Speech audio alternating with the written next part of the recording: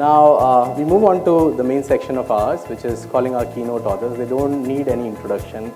They both come from similar companies with kind of background that they have, and now they both are into academics at SP Jain, which is one of the most prestigious colleges based out of Mumbai. I would request both of them to come over here and reveal and tell more about the book, which is Made in India Manager, and what it takes, or how does a Made in India manager differentiated from any other global manager. Dear sir, over to you, please. Ladies and gentlemen, a warm welcome to both of them. Both of us have co-authored a book called The Made in India Manager, Understanding the Success of the Indian Manager Abroad. And I would like to kick off. We're going to do it like a little panel discussion, so both of us can share vignettes of the book as it strikes our minds. And what we plan to do is to probably do this Mutt and Jeff show for about 20 minutes, 25 minutes, and then hope that you will have any questions or interactions. And whenever the time to close the session comes, somebody will blow the whistle and we will depart. We think we have a very unusual and very interesting idea. That's why we written the book. And the interesting and unusual idea, by definition, is one where once it is told to you, you say, aha, ye to sabko malum hai. But before it is told to you, it has not struck you. And here is the idea, that India has always been a nation of ideas and soft power. Religion, spirituality, dance, music, yoga, Ayurveda, and even in the field of management, modern concepts that are being researched in many American universities, mindfulness, bottom of the pyramid, they've got their roots in Indian thinking and philosophy. Wellness is another big subject that is being studied. We have proposed in our book that Indian management is the next emerging soft power, which is globally going to impact the world. And that's the basic thesis. And we start by looking at the Indian tradition of business and trading, look at modern management and its evolution, and what it takes for young people to make sure this happens. Otherwise, like yoga and Ayurveda, other people will appropriate it. And basic Indian concepts, like mindfulness, like wellness, like good health, good clean living, will all get lost in the wash with other things. So that's the essence. And when we started to write the book, I had people saying, yeah, don't become a big bakwas. It's not worth making this big noise about Indian manager just because one Satya Nadella or one Indra Nooyi, who are the usual suspects who arrive in various magazines. Don't make a big noise about it. This is like winning one cricket match and saying India has arrived. What is the unusual idea of the book, which becomes common and well understood once it's expressed? Maybe I can ask Ranjan, who is in touch with a lot of young people as the dean of his college, to take it forward. Yeah, so given the job, I hope I am actually in touch with young people. So, one of the questions that is kind of useful to say is, what do you mean when you say Made in India? And what we are arguing is that Made in India is not any one single factor. There is this concept in systems theory called emergence. What is emergence? It basically says that, look, a rose is beautiful, but the beauty of the rose cannot be decomposed into the beauty of single petals. So just as there are petals, just as there are other components to the rose, just as there is the stalk, there is something about the way all of this comes together which creates the beauty of the rose. Similarly, the Made in India manager, we are not the only country with intense competition. We are not the only country which is trying to learn English. We are not the only country with ambiguity. But there is something about the way all of these factors come together which leads to the emergence of what we are calling the Made in India manager. And maybe at this point I'll talk about some 3 or 4 very, very simple kind of day-to-day examples. But the genesis of this is when Nadella happened and Pichai happened, we went out and spoke to around 50 of our contemporaries, all of whom were in global positions. And we said, you are in a global position now. Did being brought up in India make a difference? And it is interesting that many Indians, when they are successful outside India, they're predominant, they like to talk about how polluted it is and how things are wrong and what doesn't work. But all of them were universally grateful to the upbringing that they had. And I will cite 2 or 3 very simple things through simple examples. Try going to a supermarket in the US and you have a bill for $12.25. And try going to the counter and say, I'm going to pay you $22.25 because I happen to have 20 and I happen to have 225. Please give me $10 back. They will go crazy. Because the only thing they can do is they can take 20 and return the change to you. Go to any kirana shop in India. They will do it immediately. So there is something about a country where the assumption is that often the system will not work. That allows you to adapt to contexts where the system does not work. And this adaptability is built in. I mean, I have taught across the world. Let's say the lights go out in the US, it doesn't happen very often. People will say there's a maintenance guy who comes along 15 minutes from now. In India, the students automatically will check, is it daytime or nighttime? And if it's daytime, they will just go and open the curtains and the class will go on. So there is adaptability that is hardwired. I think that is one thing. The second is competition, and competition, and this, all of these have a flip side. Once you accept, whether it is an entrance exam in engineering, or whether it is getting into State Bank of India, or whether it is getting a seat on a bus, that resources are scarce and you have to compete for everything. There is an intensity and a hunger to improve. And I speak for my generation and possibly even for many of the students that we see. Many of us in the middle class are still told that if you don't achieve a certain level of academic proficiency, we don't have the money that the next generation will be comfortable. So we learned that we had to compete. And in learning that we had to compete, what we had to do is basically analyze what we were good at, figure out whether we had strengths and weaknesses, figure out what those weaknesses were, work on those weaknesses. So hard work, focus and practice as a means to goal achievement was something we learned in the academic domain. Now the good managers, of course, can extend to a domain which we don't learn, which is the social skills domain. So that's the second dimension. Third dimension is, let's look at family, and maybe I'll stop here and you can kind of pick it up. If you go and talk to 20 global leaders not brought up in India, 20 global US leaders, let's say, and say, who are your role models?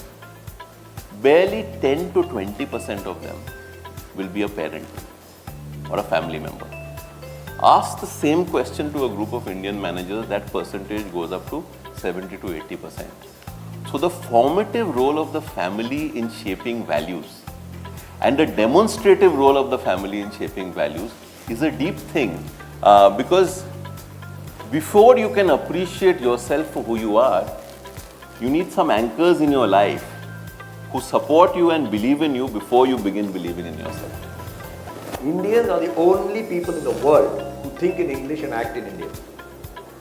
If you talk to a Japanese guy, he will listen to you, he'll translate from English to Japanese, get a solution, translate it back, and so he looks like a slow guy. Whereas Indians look like quick gun Murugan. Before you finish, they're already there because they're able to think and treat the whole thing in English. Just watch a television channel in the evening, you'll see what I mean. Now, what is the implication of this thinking in English and acting in Indian? There are colonial reasons, etc., etc. We will not go into that. It's sort of self-evident. The intellectual tradition that an Indian manager brings to his work is Anglo-Saxon. Of the people sitting in this room, with the exception of Kavita ji, most people would probably not be reading a Hindi or a Marathi or a Tamil newspaper. I don't even know if you do, but okay, one or two of you do. But very few people do. If you see which television channel do you watch, it will be NDTV and Times Now, and if you're very much fond of inflicting pain on yourself, you would say Republic. Is that what it's called, Republic? Yeah. We watch English channels, English books. Indian managers can quote Wall Street Journal, Harvard Business Review at the drop of a hat. the intellectual tradition is English. And therefore, if, as a manager at Unilever, I spent 31 years there, when I attended international conferences, they would say, oh, work levels, we must define jobs. Merit is the only reason to go up and not seniority. Intellectually, we will all admit it. That retirement is 60. There's no uncertainty about when you're going to retire. Barring one general in this country, nobody's had uncertainty about his age. So, everybody knows it. A certain age you retire. But when you come back to implement this in your country, it gets lost in a lot of social whims. I myself have sat in discussions where you say, listen here, he's only 35, the other guy is 55. Both naukri kiya hai. We try to do some what we call adjustments. And therefore our actions get rooted in what you might call Indian tradition. Humse bade hain. When Vishal Sikka came and took over Infosys, in front of everybody he went, he touched the feet of Narayan Murthy. Now, this is not a reflection on either Narayan Murthy or Vishal Sikka. I'm merely saying he must have, I don't think he would have sat and planned it sitting in California. It's just courteous to elderly people. He would never have done that in SAP, I would argue. If he had done it in SAP, they would have said something really wrong with this guy. Right? So we automatically behave. Our behavior is dictated by the value system of family, school, college, society. Our intellectual tradition is English. And to the best of my knowledge, barring the Anglo-Saxon countries who think in English and act in English, everybody else thinks in Portuguese and acts in Brazilian, or think in Japanese and act in Japanese. We are the only one who I call a two-vector manager. And so, देखने में सब वही लगते हैं, suit, boot पहन के, they all look very modern. But the actual stuff that goes on is very much influenced, not always to the detriment, by the way. So please don't take this as a criticism. And therefore, it manifests itself in people saying, I came to India, I talked to your planning commission, I talked to your ministers. They are so articulate, they are so analytical, they are able to explain the exact problems of this country, but then I think the problem is solved because they are so clear about it, but the problem never seems to get solved. It goes round and round from one thing to another. And I think this is a very interesting aspect, because when the Indian manager, having been trained in dealing with two vectors, lands up in America, he's got only one vector. He can think in English and act in English. So your feet, which were walking on sand so far, suddenly are sitting on a macadam road, and you're able to just sprint. And I think that's the reason why that's one of the reasons why they become so successful when they go out. And I think it's a very unique capability that Indian managers have. An Indian born in America will not necessarily qualify in our definition of made in India, for the obvious reasons that I wanted to mention. 70s, somebody had joked to me that we could simplify the sports page by putting one big headline saying India lose, and then say cricket, football, hockey, because the idea of India winning in sports when you went outside was simply a non-existent idea. Now you have a cricket team that is expecting to win in Australia. The future will tell. You have badminton where we are global. You have billiards where we are succeeding on a larger stage. We have chess. Our companies are succeeding on the global stage. So a new generation of Indian managers is going to come with a far lower colonial hangover. I still believe one of the problems that we have in our country is that the same idea, if it originates from Harvard vis-a-vis it originates from Mumbai, the value is not the same. So we will truly arrive, and this generation will be closer to it, when we say that the merit of an idea will be evaluated purely on the argument and not on the identity, nationality or qualification of the person coming up with the idea. So these are some changes that I think. Now you can make an intellectual, analytical pastime out of it. If I say Kachi Bhatia are very good business people, you say, how do you know? Are they better than the Shikarpuri Sindhis? Are they better than the Tamil Chettiars? And you can go on analyzing, parallelizing. But if I make a statement that Kachi Bhatiyas are good traders, so are Chettiars and so are Shikarpuri Sindhis, most people would accept it. It is in that spirit, rather than, hey, we are the greatest guys in the world and we are about to conquer the world. It is in that spirit that we are making the point that Indian managers are beginning to make an impact in the world, and this trend can continue in the future for a variety of reasons which are explained in the book, provided we do certain things in the way we teach our children management. Because management is inherent in the Indian trading field. Supply chain management is the word we call it today. But in the old days, how did a Multani trader manage his supply chain from Multan to Uzbekistan or to Bulgaria? We talk of bank management and treasury management. How did the Marwadis and Kachi Bhatiyas carry their trade all around the world with negotiating? It's a fantastic inheritance. Multiple things like this which I won't go into in detail. And if you all disagree, we would welcome it. If you all agree, we would also welcome it. But either way, please buy the book before you do one. I have to be a salesman. I've been selling soap and shampoo all my life, so what about a book? You know why not? So, if there are any comments, I just pick up one small thing. You know, and, there's a nice reaction that we're getting from people. That some of my friends who've read it, one of the things that they're saying is, we now understand the strengths of our own upbringing a little bit better. Because I think this is true for many of us in this room, that if I were to say, do a free association, Indians are ...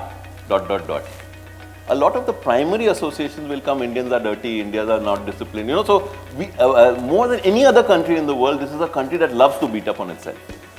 Okay? But when you realize that your upbringing has shaped you in fundamental ways, and these ways actually enable you to cope with the world in multiple contexts, this is a very positive realization. You know, we teach design thinking in the institute, and there is this word called insight. Everybody talks about it. Now, what is an insight? An insight is a fundamental understanding about human behavior and motivation. And I picked this word up from somebody in a program, in fact, from Vodafone. That is retrospectively self-evident.